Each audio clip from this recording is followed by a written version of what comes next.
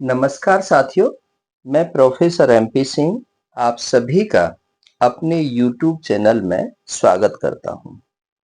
साथियों, आज मैं एक कहानी के माध्यम से आपको संदेश देना जा रहा हूं कि लोग आग बबूला क्यों होते हैं। लोग क्यों परेशान होते हैं कि मुझे लोग सम्मान दे रहे हैं, मुझे नमस्ते कर रहे हैं।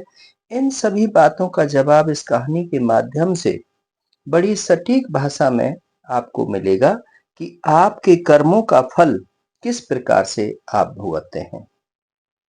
साथियों, कहानी थोड़ी लंबी है, लेकिन पूरी कहानी सुनने के बाद में आपको ये एहसास होगा कि हम क्या कर रहे हैं और हमें क्या फल मिल रहा है। तो साथियों, एक बार की बात है कि राजा ने अपने वजीर से प्रश्न किया कि लोग मुझे नमस्ते क्यों करते हैं, मेरा आदर सत्कार क्यों करते हैं, मेरे आगे पीछे क्यों घूमते हैं, मेरे कहने को क्यों मानते हैं। और वजीर को 7 दिन का समय दे दिया।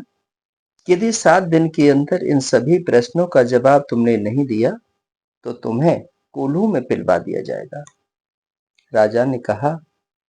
राजा के कहे हुए अनुसार पहले दिन वजीर ने जवाब दिया कि महाराज, आपकी जहांपना, आप सर्वोच्च शिखर पर हैं, इसलिए सभी लोग आपको नमस्ते करते हैं। आप राजा हैं, इसलिए आपकी आज्ञा का पालना करते हैं, आपको गुलदस्ते देते हैं, आपका स्वागत करते हैं, आपके आगे पीछे घूमते हैं, क्योंकि आप लोगों के काम करते हैं। लेकिन इन सभी प्रश्नों के उत्तरों से राजा सहमत नहीं हुआ।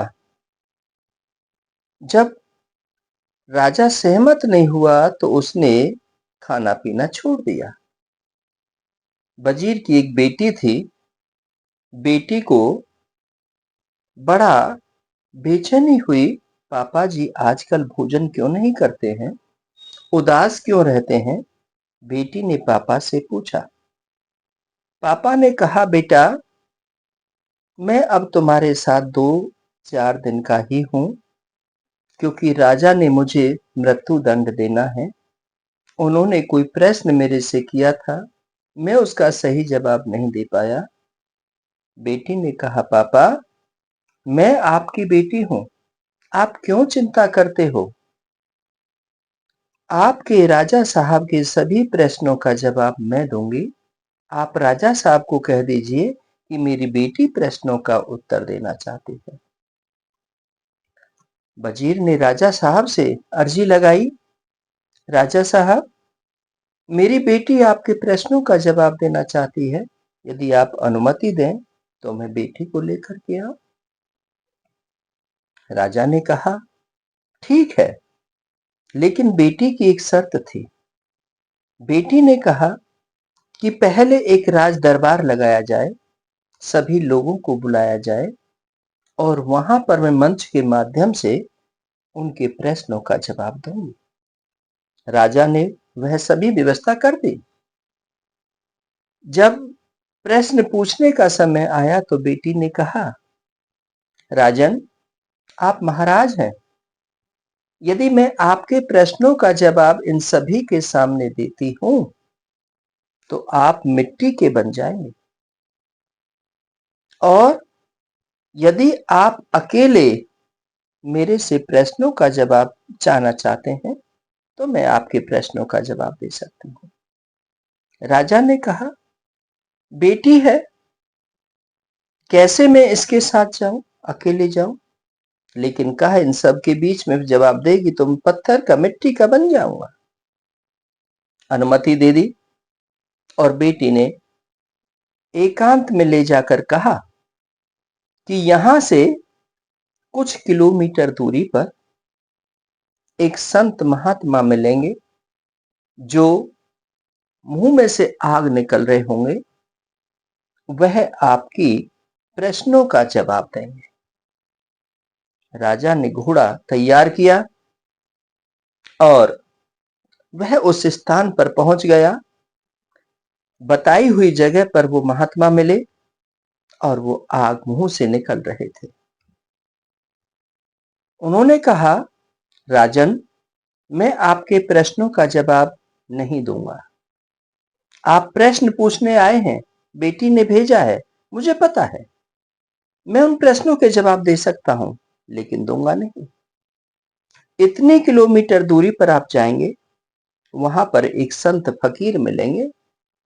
वह मिट्टी खा रहे होंगे, मिट्टी निकल रहे होंगे। वह आपका जवाब देंगे।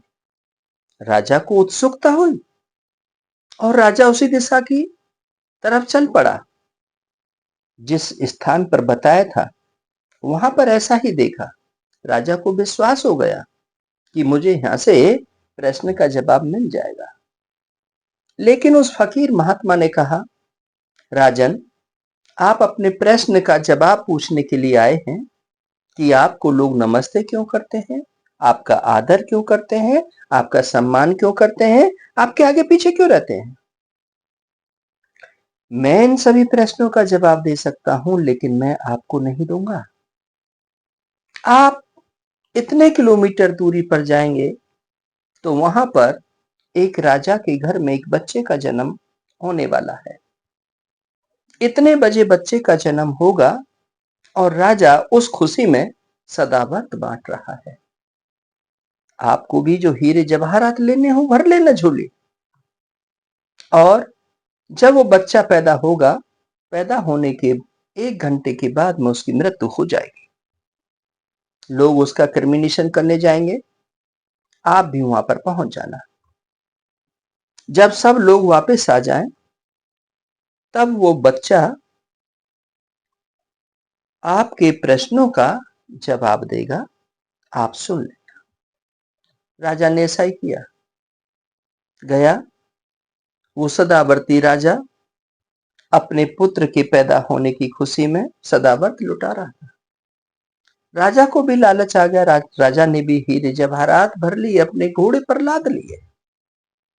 जैसा उन्होंने बताया था उसी के अनुसार उसकी 1 घंटे के बाद मृत्यु हो जाती है।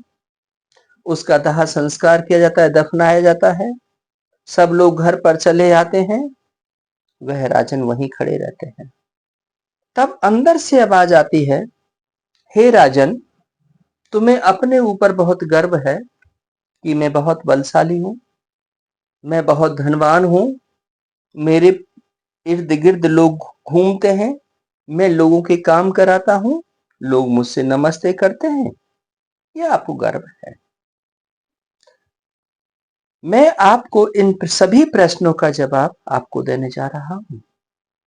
बहुत पहले अकाल पड़ा था और उस अकाल पड़ने में किसी के पास भी भोजन नहीं बचा था। हम 4 भाई और एक बहन थे। हमने जंगल से एक एक दाना इकट्ठा किया, उसको पीसा, पीस करके एक रोटी बनाई। उस एक रोटी के हमने 5 टुकड़े किए। उन 5 टुकड़ों को हम खाने बैठ गए। इतनी देर में ही एक संत महात्मा आ गए। उन्होंने कहा, मेरी भूख आपसे ज्यादा है, मैं अधिक दिनों से भूखा हूं, आप मुझे रोटी का कुछ हिस्सा दे दो, मेरी भूख भी मिट जाएगी। तब बड़े भाई ने कहा कि तुझे रोटी देकर क्या हम आग खाएंगे। उसने कहा, ए मस्तू, और वह पहले जो मिला था वो आग खा रहा है, वो आपका सबसे बड़ा भाई है।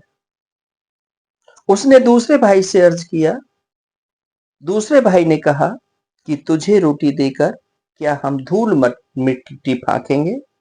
उसने कहा, ए मस्तू, वह धूल मिट्टी फाकने वाला आपका उससे छोटा भाई। तीसरे आप हैं।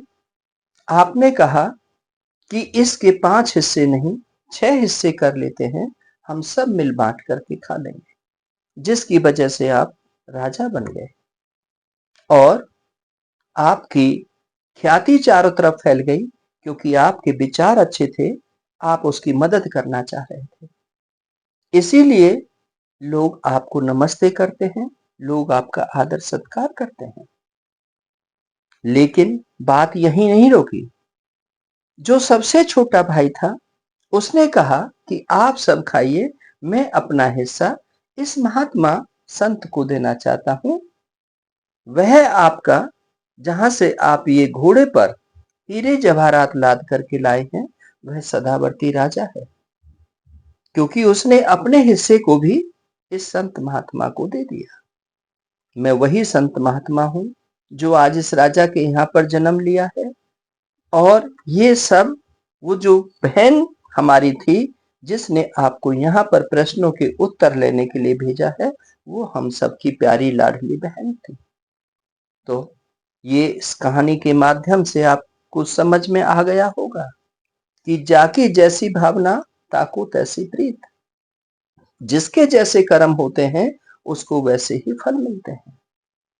जैसे बड़े ने कहा वो आग बबूला हो गया, दूसरे ने कहा धूल मिट्टी फांकने के लिए, तीसरे ने उदारता दिखाई, वो राजा बन गया, चौथे ने अपना हिस्सा देने की, त्याग करने की, बलिदान करने की कोशिश की, वो सदावर्ती राजा बन गया। तो साथियों, ज्यादा अहम बहम में जीने की आपको जरूरत नहीं है। यदि मिल बांट करके हम सबका सम्मान करते हैं, मिल बांट करके भूखे को हम भोजन खिलाते हैं, तो उससे हमारा कुछ कम होता नहीं है। इस कहानी के माध्यम से यही मैं संदेश देना चाहता हूं कि चाहे कोई छोटा है चाहे कोई बड़ा है, हर किसी का सम्मान करना चाहिए, अपमान नहीं करना चाहिए। सीटों पर रहकर हमें अहंकारी जीव नहीं बनना चाहिए। ये पद का दुरुपयोग आपको कहीं ना कहीं पर धूल मिट्टी या आग बबूला होने के सिवा कुछ नहीं दे सकता है। तो साथियों, आपने मुझे सुना, मुझे समझा। यदि आपको मेरी वीडियो अच्छी लगती हो, मेरे विचार अच्छे लगते हैं, तो इसे लाइक करें, शेयर करें और लोगों तक भी पहुंचाने की कोशिश करें। मेरी सभी वीडियो ज्ञान से संबंधित होती हैं, एजुकेशनल होती हैं, ज्ञानवर्धक होती हैं, समाज को सुधारने की एक नई दिशा देती हैं, समाज में जो विषम परिस्थितियां होती हैं उनमें इम्प्रूवमेंट लेकर के आती हैं। मैं आप सभी का धन्यवाद करता हूं कि आप मुझे वक्त देते हैं, समय देते हैं, मुझे सुनते हैं। आपका बहुत बहुत शुक्रिया, बहुत बहुत आभार।